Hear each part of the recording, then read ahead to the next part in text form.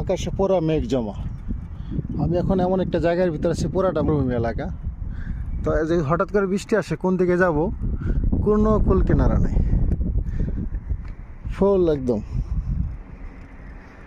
আকাশে পুরা মেঘ ভরা।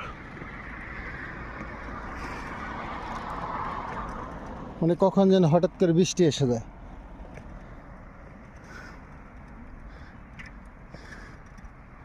আকাশ ভরা বৃষ্টি, হঠাৎ করে মেঘ নামার সম্ভাবনা আছে। আলহামদুলিল্লাহ, আল্লাহ পাক কত সুন্দর সৃষ্টি করছে আমাদের জন্য, কত রকম নেয়ামত।